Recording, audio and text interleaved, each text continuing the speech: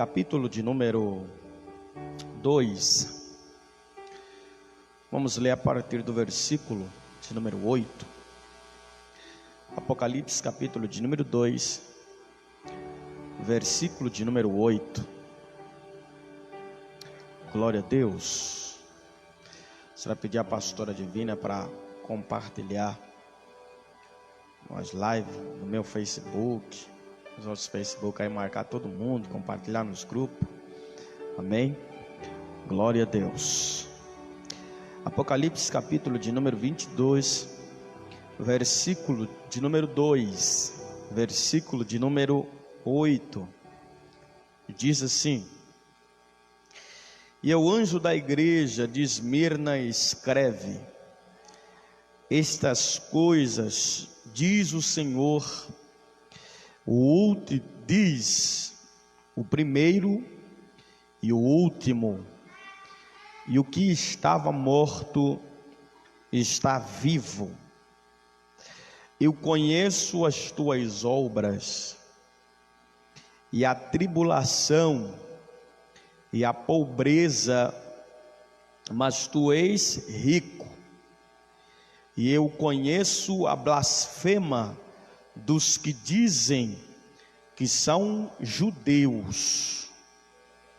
Dos que são judeus. Glória a Deus. Vou repetir o versículo de número 9. Eu conheço as tuas obras, e a tribulação, e a pobreza, mas tu és rico. E eu conheço a blasfema dos que dizem que são judeus e não o são, mas são as sinagogas de Satanás. Não temas essas coisas que tu sofrerás. E eis que o diabo lançará algum de vós na prisão, mas para que sejais tentados, e tereis tribulação por 10 dias. Se fiel até a morte, e eu te darei a coroa da vida.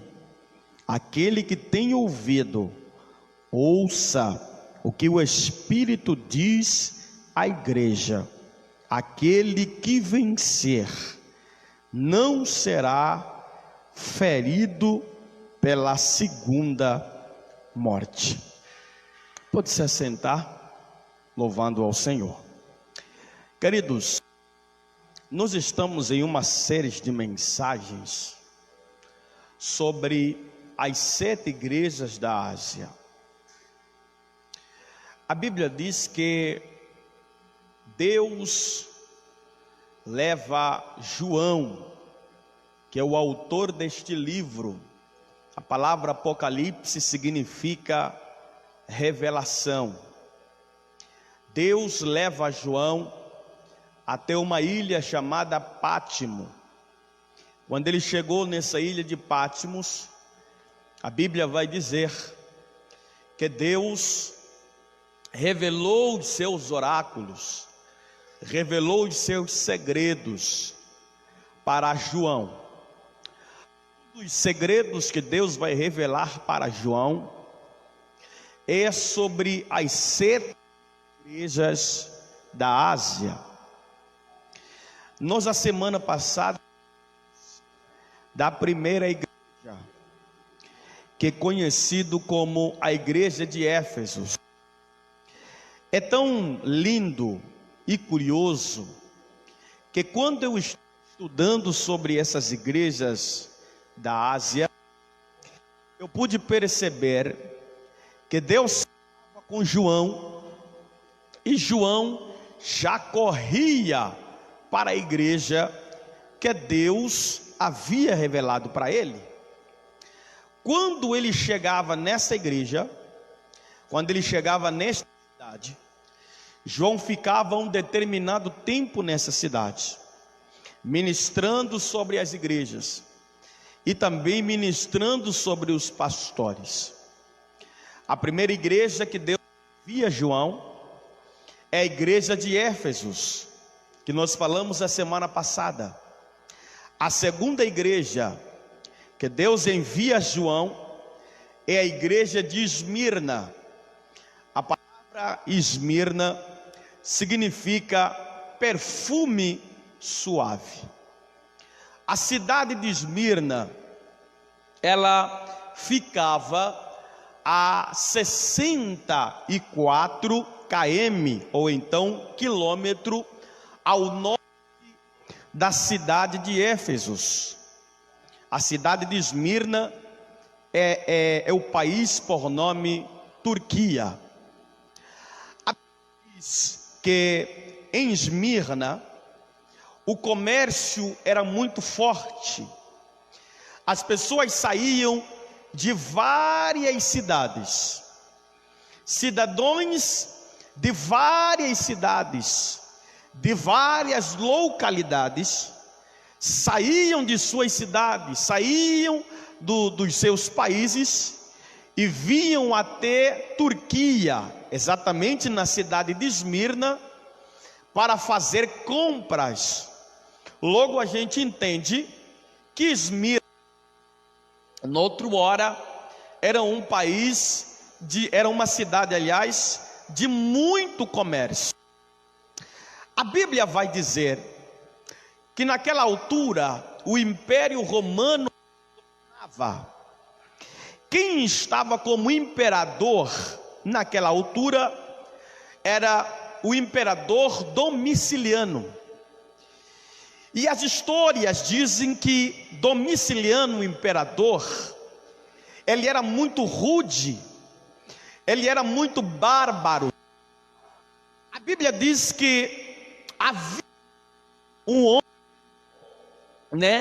que se chamava Justino Mártires. Esse homem, Deus levantou ele com uma missão diferente. Os irmãos já vão entender. A Bíblia vai dizer que Domiciliano começou a perseguir os crentes, no sentido deles não adorarem mais a Deus, no sentido deles não pregarem mais o Evangelho, no sentido deles não glorificarem mais a Deus. E a Bíblia vai dizer que Domiciliano começou a perseguir a igreja, ao ponto de baixar um decreto que nenhum homem podia sair mais de sua casa para ir ao templo para servir a Deus, para adorar ao Deus de Abraão, Isaque e Jacó. A Bíblia vai dizer que a igreja está sendo perseguida. Quando a igreja está sendo perseguida pelo imperador Domiciliano, é nessa altura que Deus vai levantar Justino Mártires para fazer um trabalho diferenciado. É importante que nós entendamos, pastor, até onde ia o imperador Domiciliano na perseguição. Os historiadores vão dizer que Domiciliano, ele era perseguidor dos crentes. Os historiadores dizem que Domiciliano, ele perseguia os crentes ao ponto de levar os cristãos até uma praça pública, torturá-los até a morte.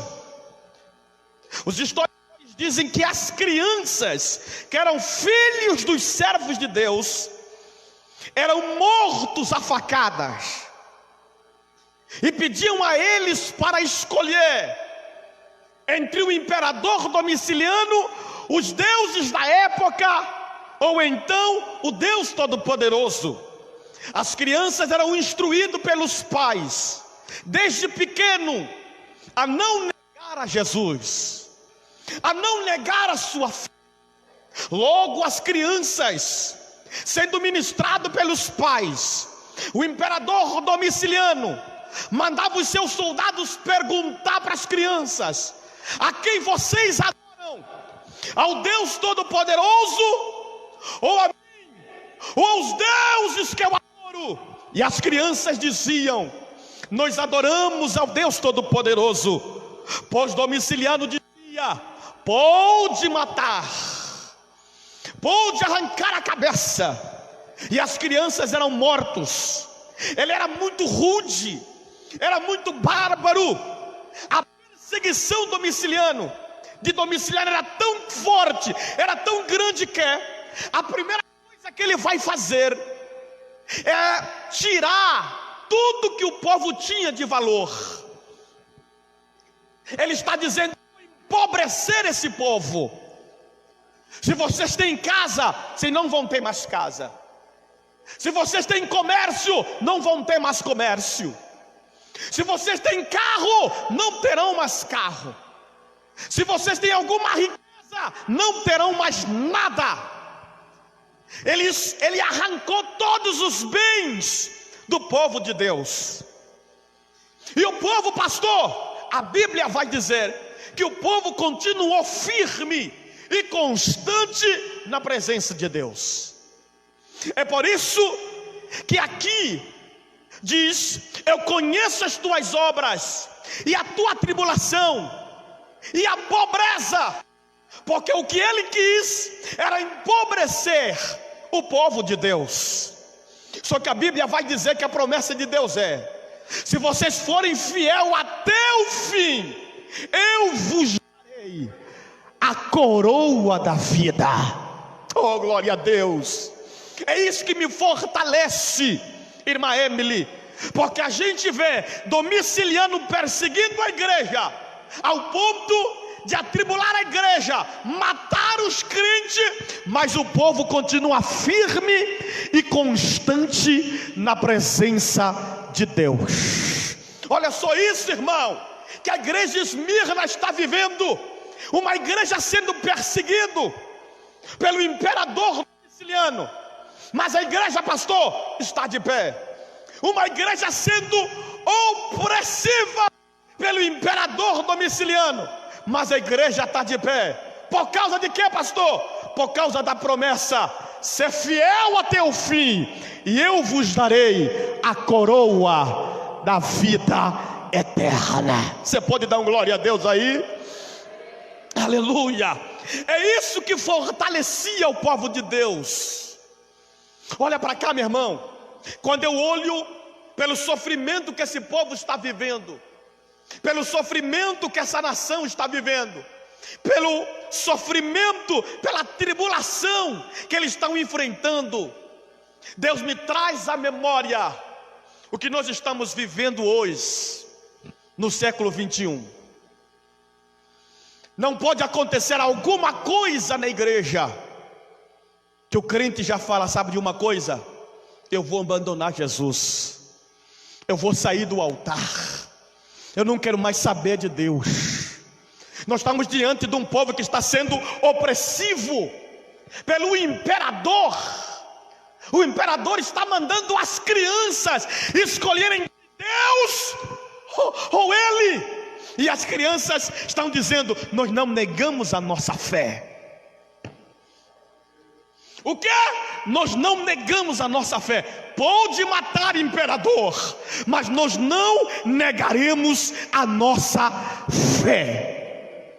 Irmão, nós estamos diante de uma igreja que está sofrendo perseguição. E eu olho para o século 21 e eu me deparo com uma igreja que está vazia.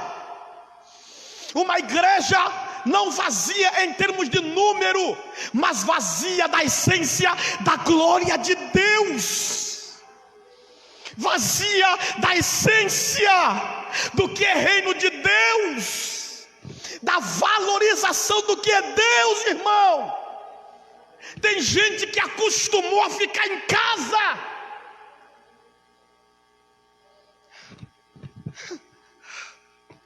Tem gente que acostumou a ficar em casa. Tem gente que perde um culto só para ficar em frente da sua TV, vendo TV, irmão. Você sabe o que Deus está dizendo? Deus está dizendo: nós estamos perdendo os valores, nós estamos perdendo os princípios, estamos perdendo a essência do que é evangelho, irmão. Aleluia! Estamos negando a Jesus. Em simples detalhes, irmã Thaís, estamos negando Jesus por causa de uma pandemia. Estamos negando Jesus para ficar por causa de uma TV.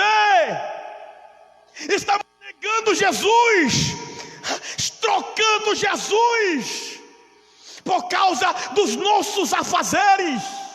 A gente dá mais valor, a gente dá mais valor ao nosso trabalho do que a obra de Deus.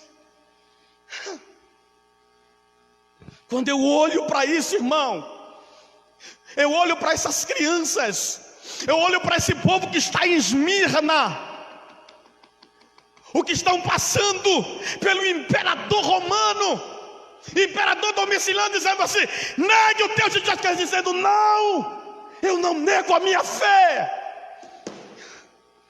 Eu não nego a minha fé de jeito nenhum. Você pode impedir de eu estar na casa do Senhor, você pode impedir de eu servir a Deus dentro da casa de Deus, nos templos, mas a essência da glória, imperador, você não tirar de mim. Meu irmão, não deixe que os prazeres do mundo atrapalhem você de estar na presença de Deus. Não negue o teu Jesus por nada. Eu olho para a gente, olha para cá, meu irmão. Uma pandemia, coronavírus, está nos impedindo de servir a Deus, está nos impedindo de adorar a Deus, está nos impedindo de servir ao Senhor. Eu te pergunto, irmão, imagine as famílias que são mortos por causa do Evangelho. Esses dias mesmo, estava a falar comigo um amigo meu lá da África, de um país, por uma questão de ética, eu não vou falar o nome. Ele falou: nós estamos sendo perseguidos aqui, pastor. Nós não podemos sair com a Bíblia. Nós não podemos sair na rua para falar do amor de Jesus, porque se eles verem a gente com a Bíblia nas mãos, nós somos raptados. Em praça pública, a gente é espancado até a morte, a gente é fuzilado, arrancam a nossa cabeça. Aleluia. E eu olho, meu irmão, quando eu cheguei aqui no Brasil, eu falei assim: meu Deus, nós aqui temos o privilégio de adorar a Deus. As leis defendem a igreja, as leis favorecem a igreja. Mas sabe o que a gente faz? A gente se acovarda de fazer a obra. A gente nega Jesus por causa dos nossos prazeres, por causa dos nossos afazeres, irmão. Pastor, o senhor não estou inventando, é o que a Bíblia está falando, o que a igreja de Esmirna viveu, irmão. Olha o que Deus falou para João. João está passando uma visão do que Deus está falando com ele. E quando ele recebe essa revelação da igreja de Esmirna, ele corre para Esmirna, ele sai de Éfeso, ele anda 64 quilômetros, falou: eu preciso ir para Esmirna, para levar essa mensagem para o bispo. Bispo quem, pastor? Policarpo, precisa saber disso. Quando ele chega em Esmirna, o bispo Policarpo está sofrendo com a igreja, está padecendo com a igreja. Justino, junto com Policarpo, estão sofrendo com a igreja, por causa da opressão do imperador Domiciano. João chega em Esmirna e começa a ministrar sobre a vida de Policarpo. está ministrando sobre a vida dele, ministrando sobre a vida dele. Não temas. Olha isso, irmão. Olha isso. Eu conheço as tuas obras e a vossa tribulação. Eu sei que eles fizeram de tudo para vos empobrecer, mas vocês são ricos. Olha o que está falando. Vocês são ricos. Meu irmão, a minha riqueza não se pauta no que eu tenho. Pastor, não estou entendendo. O mundo esquece disso, que a minha riqueza não está pautada no que eu tenho. Só o privilégio de eu ter o meu nome no livro da vida, isso já me dá garantia da minha riqueza. É o que João está falando aqui para o povo de Deus em Esmirna. Vocês são ricos. Eu conheço a blasfema dos que dizem que são judeus. Oh meu Deus. E não são, mas são sinagogas de Satanás. Gente que aparenta ser uma pessoa, mas não é. Gente que aparenta ser verdadeiro, mas não é. Gente que olha para você, bate nas tuas costas e fala que eu sou seu amigo, mas não é. É tudo mentira. Tá, quando bate nas tuas costas, dá aquele abraço, você pensando que é um abraço na sinceridade, mas é um abraço na falsidade. É que Jesus está falando aqui para João, e João está passando para a igreja de Esmirna. Tem muitos que se dizem ser judeu, mas não são. É tudo mentiroso. É sinagoga de Satanás. Ai, ai, ai, ai, ai. Pastor, é a palavra. É a palavra, irmão. Irmão, cuidado, porque para dar lugar para o diabo é rapidinho. Tem gente que dá lugar para Deus, dá. Mas tem gente que empresta a sua vida para Satanás no abrir e fechar de olho. Pastor, então o que eu faço? Começa a fechar as brechas na tua vida. Começa a fechar as brechas na tua casa. Começa a fechar as brechas no teu relacionamento. Porque o diabo não está brincando de ser diabo, meu irmão. Se eu e você vacilarmos, o diabo vai entrar e vai arrebentar com tudo. Porque o diabo está querendo que você seja sinagoga dele. Aleluia. Mas Jesus está dizendo: eu não quero que você seja uma sinagoga de Satanás. Eu quero que você seja minha casa. Sabe o que você não está entendendo? Vou repetir. O diabo quer que você seja a sua sinagoga, mas Jesus está dizendo: eu quero que você seja a minha casa.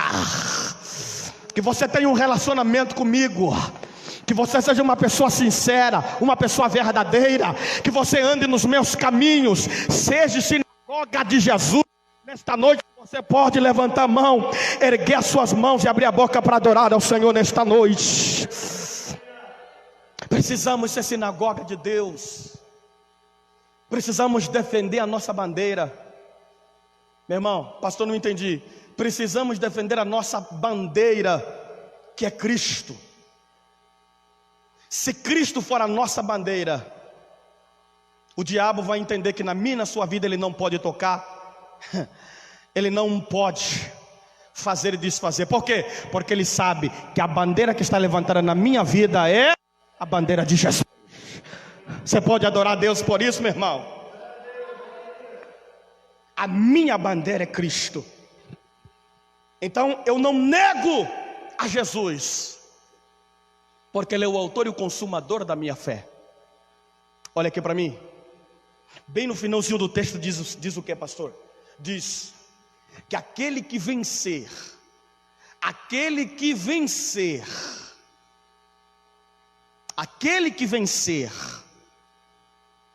receberá. Aquele que vencer não será ferido pela segunda morte. Pastor, o que é segunda morte? Antes de eu começar a revelar esse mistério de morte, de primeira e segunda morte, eu gostaria de definir o que é morte. Morte é a separação Morte é a separação da alma, do espírito e da carne. Existem dois tipos de mortes. A primeira morte é a morte espiritual, e a segunda morte é a morte física. Quando nós falamos de morte espiritual, o que Deus traz ao meu coração é o exemplo que aconteceu no Jardim do Éden. Que exemplo é esse, pastor? Deus criou Adão segundo a sua imagem, segundo a sua semelhança. Quando Deus cria Adão segundo a sua imagem e semelhança, a Bíblia diz que Deus percebeu que Adão estava só. Quando ele decidiu da costela de Adão tirar Eva, extrair Eva, ou então criar a Eva.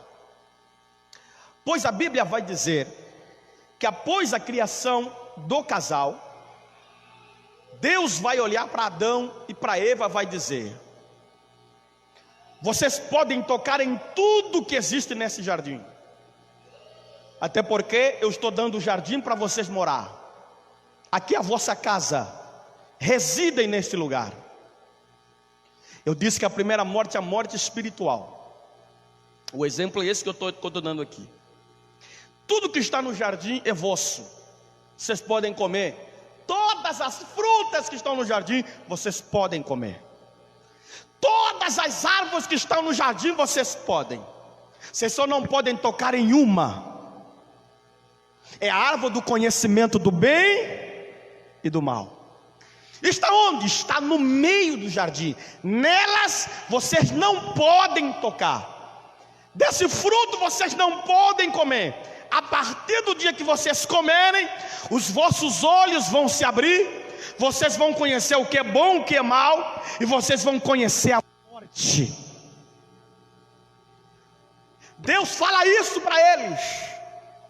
Eles ouvem o que Deus fala, ouvem a orientação de Deus, só que porém ignoram. Por que, pastor? Porque quem ouve atentamente a orientação de Deus, ignora, é desobediente. E eles acabam desobedecendo a orientação de Deus. Eles perderam a eternidade, perderam a eternidade por causa de um simples prazer. Pastor, explica bem esse mistério. Eles desobedecem a Deus, comem do fruto que Deus falou para eles não comerem. E a Bíblia vai dizer que eles perdem a glória, eles perdem a essência da glória de Deus. Deixa eu falar uma coisa para você. Após eles perderem a glória, Deus aparece até a eles e dá um castigo para eles. Deus olha para Adão e diz assim: Adão, do suor do teu trabalho você vai comer o teu pão. Você está condenado a trabalhar, e você só vai comer se você trabalhar. E o que acontece hoje, irmão? Não trabalha, não faz nada, vai ver se você não vai passar fome. Meu irmão, do suor do teu trabalho você vai comer o seu pão. Mulher, você vai ser mãe. Eu ainda vou ter piedade de você, vou abrir a sua madre. Eu vou te abençoar com filhos. Só que o castigo é: você vai ter dores. O que? Você vai ter dores durante o parto. Para ter o bebê, você vai ter dores. Só que algo me chama a atenção que gostaria de compartilhar com todos vocês. Eva decidiu.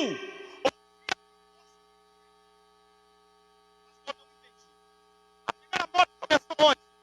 Quando Adão e Eva participaram de algo que não era para eles participarem. Quando Adão e Eva comeram do fruto que não era para eles comerem. Porque Deus está dizendo: a partir de hoje vocês não moram mais no meu jardim. A partir de hoje vocês não merecem mais a minha glória. Olha aqui para mim, meu irmão. Não tome uma decisão. Não tome uma decisão sem antes você consultar, ou então pedir uma orientação de Deus. Porque Eva foi enganada pelo diabo. Foi enganada pelo diabo. Ela cedeu o que o diabo ofereceu a ela. Ela aceitou a proposta do diabo. Porque, meu irmão, se eu ficar na torre da vigilância, o diabo pode fazer qualquer proposta para mim, que antes de eu aceitar, eu vou buscar uma orientação de Deus. Não aceita uma orientação ou uma proposta de alguém sem antes você buscar uma orientação de Deus. Não perca a eternidade sem antes você buscar uma direção de Deus. Não tome uma decisão sem antes você saber o que Deus pensa a respeito disso. O que Deus pensa a respeito daquilo. Meu irmão, não perca a eternidade por causa de uma decisão. Pastor, o senhor não sabe o que está acontecendo comigo. Eu não sei, mas eu estou diante de uma decisão. Está? O que o senhor acha? Eu posso dar minha opinião como homem, mas a maior orientação, quem vai te dar é Deus. Como, pastor? Por intermédio das circunstâncias. Se as circunstâncias estiverem cooperando para o bem daquela decisão que você precisa tomar, então, meu filho, vai para frente. Se as circunstâncias não estiverem cooperando, não é de Deus. Outro dia eu falei para a irmã Thaís, ela me perguntou: pastor, como é que a gente acha que é vontade de Deus, que é permissão de Deus, quando o meu e o seu coração está ardendo? Tem vezes que o coração está ardendo para a gente comer a fruta. Irmão. E é exatamente a mesma fruta que o diabo, que Deus falou para a gente não comer, mas o nosso coração está ardendo para comer. Por quê? Porque aparentemente a fruta está doce, aparentemente a fruta está madura. Nem toda fruta madura é para a gente comer, irmão. Não entendeu não? Ai. Nem toda fruta madura, Emily, é para a gente comer. É por isso que o crente não pode andar por aquilo que ele vê. O crente tem que andar segundo a orientação dos céus. Ai. Você perdeu a oportunidade de dar glória bem melhor. Nós não andamos por aquilo que a gente vê. Nós andamos por aquilo que Deus mostra para a gente. Oh, glória a Deus e aleluia. A primeira morte aconteceu lá no Éden, quando ele tomou uma decisão que não era para tomar. Quando ela e ele tomaram uma decisão que não era para tomar. E aí, pastor, que morte é essa? A morte espiritual. Perderam a essência da glória. Adão não orava mais. Depois dele pecar, começou a se esconder. Pastor, que morte é essa? É a morte espiritual. Porque todo crente que não ora mais, que não jejua mais, que fica guardando o pecado, se escondendo de todo mundo, não toma santa ceia, está no pecado. Irmão, não tem outra coisa, está no pecado. Fica fugindo do trabalho, fica fugindo dos irmãos. Todo crente que não se envolve, não, eu quero ser simplesmente, eu não quero ter compromisso nenhum. Por que não quer ter? Será que Deus chamou você só para ficar sentado no banco? Será que Deus chamou você para ficar desocupado? Pastor, mas se eu não quero fazer nada, não quer fazer nada porque está com peso de consciência, irmão. Porque toda pessoa que está no pecado não aceita se envolver nas coisas de Deus. Toda pessoa que tem um porém não aceita se envolver nas coisas de Deus. É por isso que Adão e Eva tiveram uma morte espiritual, que é a primeira morte, quando eles tiveram uma morte espiritual, Deus falou assim: desse jeito não dá, vai para lá, vai, sai fora do meu jardim, porque para viver no meu jardim tem que ter uma vida santa, pura e reta na minha presença. Você pode dar um glória a Deus aí? Para ter uma vida no meu jardim, tem que ter uma vida de santidade plena na minha presença. É a primeira morte, que é a morte espiritual. Pastor, e a segunda morte? A segunda morte é a morte física. Irmão, após a morte espiritual vem a morte física. Porque o diabo olha para você, já matou você espiritualmente, achas que ele vai ficar olhando para você e não fazer nada? É claro que não. Porque a intenção dele é matar você, porque ele sabe que existe um chamado de Deus na tua vida. Eu tenho que acabar com ele de uma vez por todas, porque se ele continuar desse jeito, a qualquer momento Deus restaura ele e vai se tornar de novo uma bomba atômica na mão de Jeová. Então eu já vou matar ele fisicamente falando, para ele não existir mais. Se for para morrer, vai morrer desse jeito, vai para o inferno. Vai ser meu parceiro no inferno. Ai, irmão. Ai. Isso aqui é coisa do céu. Pastor, o que é morte física? Morte física é a ausência da esperança. Quem está morto fisicamente não tem esperança mais. Porque quem está morto espiritualmente ainda tem um pouco de esperança. É por isso que o diabo quer matar você fisicamente, para você perder totalmente a esperança. Que a morte física, pastor, é a ausência de Deus, é a condenação para o pecado. É por isso que o diabo quer que você morra desse jeito, no pecado.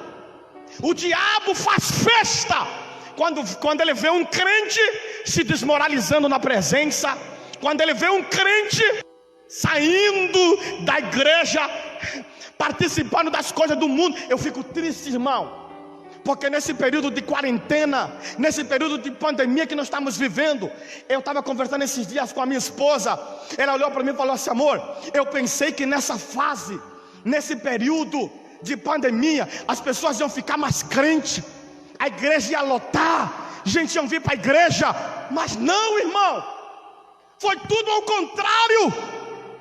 As pessoas perderam esperança, as pessoas deixaram de valorizar mais a Deus, as pessoas não querem saber de Deus, irmão. Está desse jeito. Esse dia a gente viu foto do rapaz bebendo, crente, pregador, bebendo na balada, como vocês falam aqui. Irmão, você está entendendo?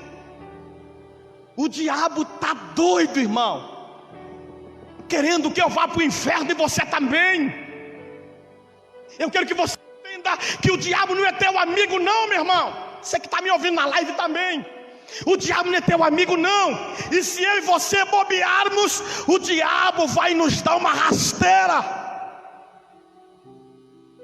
Aleluia. Ajuda eu aí, olha isso aqui, meu irmão, que fala sobre morte espiritual. É a segunda morte que Jesus fala para João. Apocalipse, capítulo de número 11, parte B. Abra aí Apocalipse 20,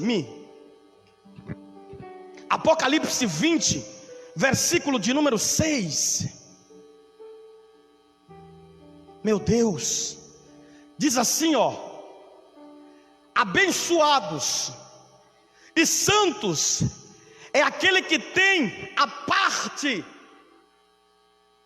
na primeira ressurreição. Sobre estes a segunda morte não tem poder, mas aqueles serão sacerdotes, mas eles serão sacerdotes de Deus e de Cristo, e reinarão com ele 1000 anos. Olha aqui para mim. Aqueles que morreram em Cristo vão ressuscitar primeiro e vão morar com ele na eternidade. aqueles que andaram em Cristo serão levados, serão arrebatados. Esse corpo aqui, ó, será transformado em um corpo glorioso. Eu estou andando em Cristo, serei arrebatado, o meu corpo vai ser transformado em um corpo glorioso. E você, que andou em Cristo, mas se desviou, e você que andou em Cristo, mas não valorizou, aleluia, o Evangelho de Cristo, viveu um pé dentro e um pé fora, viveu de qualquer jeito na presença de Deus. A Bíblia diz que, olha aqui, meu irmão, eu não estou mentindo, está tudo aqui na palavra. É por isso que eu gosto do culto de doutrina, é isso, meu irmão. Olha aqui, ó, Apocalipse, capítulo de número 21, versículo de número 8. Aqueles que não andaram em Cristo, ou andaram, mas se desviaram dos caminhos do Senhor e se tornaram a pior espécie da face da terra. Olha o que vai acontecer. Eu estou falando de segunda morte. Olha o que vai acontecer. Apocalipse 21, versículo de número 8 diz assim: mas os medrosos, incrédulos e os abomináveis, assassinos, devassos, feiticeiros, idólatras e todos os mentirosos terão sua parte no lago que arde com fogo e enxofre, que é a segunda morte. No vídeo que eu fiz chamando, eu disse: que segunda morte é essa? Exatamente essa, meu irmão. Olha aqui para mim. Eu olho para quem está me vendo nessa live e olho para os irmãos que estão na igreja. Nós não somos justos. A nossa natureza é pecaminosa. Mas todos os dias nós precisamos nos arrepender dos nossos pecados, porque eu e você não queremos ir para o céu com esse corpo que é pecaminoso. Não queremos ir para o céu com essa carne pecaminosa, porque as nossas mãos pecam, os nossos olhos pecam, os nossos pés pecam, a nossa mente peca, os nossos ouvidos pecam. É por isso que a Bíblia diz que quando nós formos arrebatados, o nosso corpo será transformado em um corpo glorioso, porque Deus sabe que esse corpo aqui, que essa carne aqui é pecaminosa. Ele vai dizer: essa carne eu não quero, eu só quero a tua alma. Aleluia. Pois a Bíblia diz: a alma que peca, essa alma faz o quê? Morrerá. Eu olho para você que está me vendo agora, você que já era crente, mas se apartou dos caminhos do Senhor, porque algum pastor falou para você que você não vai chegar a lugar nenhum, porque algum pastor falou alguma coisa para você, alguma situação aconteceu na igreja onde você congregava, e tudo isso te desmotivou a sair da presença de Deus, a ir para o mundo. Deixa eu te dar um conselho: volte para Jesus enquanto é tempo. Se arrependa dos seus pecados, muda de vida. Tudo que você viveu foi parte da sua vida, para que o nome do Senhor fosse glorificado na tua vida, na sua alma. Mas Deus está dizendo para você, preparou essa live para falar contigo: volte para Jesus. Vamos ficar de pé. Volte para Jesus, porque Jesus quer mudar a tua vida, quer mudar a sua história, quer mudar a sua trajetória. Não negue a tua fé. Não negue o Evangelho de Cristo. Não negue a Jesus. Oh, glória a Deus e aleluia. Jesus Cristo te ama. Jesus Cristo te quer ver bem. Jesus Cristo ama a tua casa. Jesus Cristo ama a sua alma. E é por isso que Ele está dizendo: eu quero mudar a tua vida. Eu quero mudar a tua casa. Eu quero mudar a sua família. Eu quero mudar os seus caminhos, as suas veredas. Muda de vida hoje, porque Jesus tem uma vida melhor para te dar nesta noite. Aleluias, aleluias. Você que está me vendo, você que está me assistindo pela live, coloque a mão em seu coração. Aleluias. Antes de eu terminar, antes de eu orar por você, eu falei aqui de um homem chamado Policarpo, que era um servo de Deus. Se você quiser ficar com as mãos no peito, com a cabeça, baixa, ou então com os olhos fechados, fique. Certo dia Policarpo está em sua casa, meditando e orando ao Senhor, quando agora os soldados romanos apareceram em sua casa, pegaram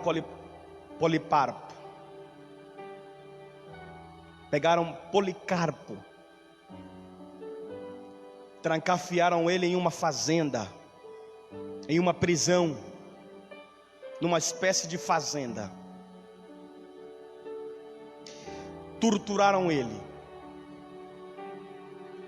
foi sentenciado à morte por causa do Evangelho de Jesus. Quando agora, a mando de um homem chamado Procônsul, o imperador de Roma também,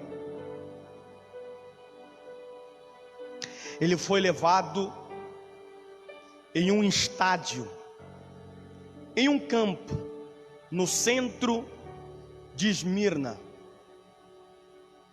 Quando eles entraram naquele estádio, a multidão, o estádio comportava em torno mais ou menos de umas 50 mil pessoas.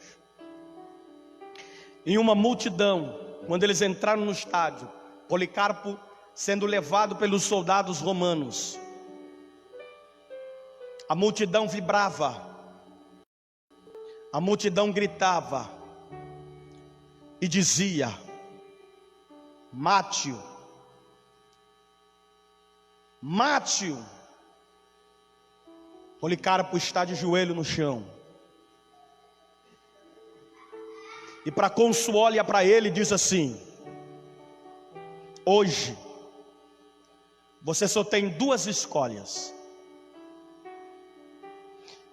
Ou você nega o teu Jesus, ou você continua servindo a Ele e morres. Policarpo olha para Procônsul, para os soldados romanos, para toda aquela multidão e diz: eu tenho 80 anos de crente, eu já tenho um pé dentro para a eternidade. Você acha que eu vou negar o meu Jesus e perder a eternidade com Ele e ser condenado ao inferno? Eu não nego a minha fé. Eu não negarei a minha fé, porque eu sei que o meu maior prazer está com Ele. Aleluia. Deus está falando para alguém que está me ouvindo aqui dentro da igreja e alguém que está me ouvindo na live. Se for para ser crente, seja crente de verdade. Não seja um crente meia boca não, irmão. Não seja um crente que anda de qualquer jeito. Não seja um crente que vive de qualquer jeito. Se for para ser crente, seja crente de verdade. Abrace esse Jesus. Não renuncie a Ele por nada.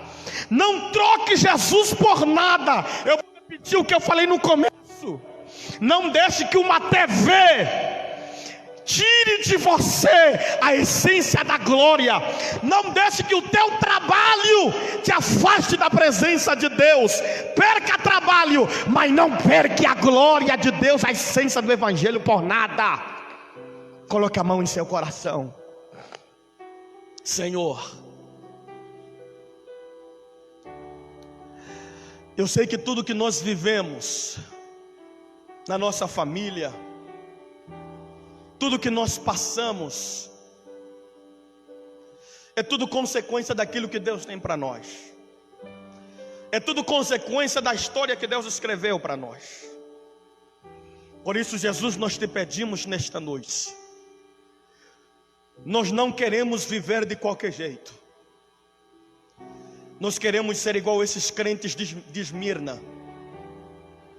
Sendo perseguido, são crentes. Arrancaram tudo deles, continuam sendo crentes, continuam sendo cristão, continuam, meu Pai, te servindo, continuaram te servindo e te adorando. Queremos ser esse tipo de crente que não te nega, mas que abraça, que defende a bandeira da fé em Cristo Jesus. Não queremos te trocar por um prato de lentilha.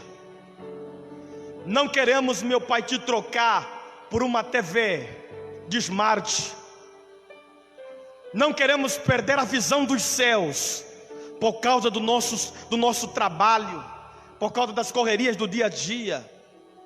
Mas queremos que a nossa família, queremos que as pessoas que estão perto de nós sejam alcançados pelo teu amor. Deus, aqueles que nesse momento me ouvem, que saíram do teu altar, que abandonaram o Evangelho, por causa de uma coisa que o pastor falou, por causa de uma situação que vivenciaram dentro da igreja, saíram da igreja, abandonaram a Cristo. Senhor, tem misericórdia dessas pessoas. Dê a oportunidade a eles, Senhor, deles voltarem para o teu altar, voltarem a te servir, Senhor, voltarem a bendizer o teu santo nome. Pai, eu intercedo pela vida da Rafaela. Alcance a família dela, meu Deus. Alcance a vida do Diego, dos seus filhos. Manifesta a tua glória sobre esta família. Jesus, abençoe a vida da Maria Aparecida. Alcance a vida da Maria Aparecida, Senhor. Abençoa a vida da Daiane. Abençoe, meu Pai, a tua igreja, Pai. É o que nós te pedimos e te agradecemos, em nome de Jesus. E se a igreja quer, diga amém e aplaude ao Senhor.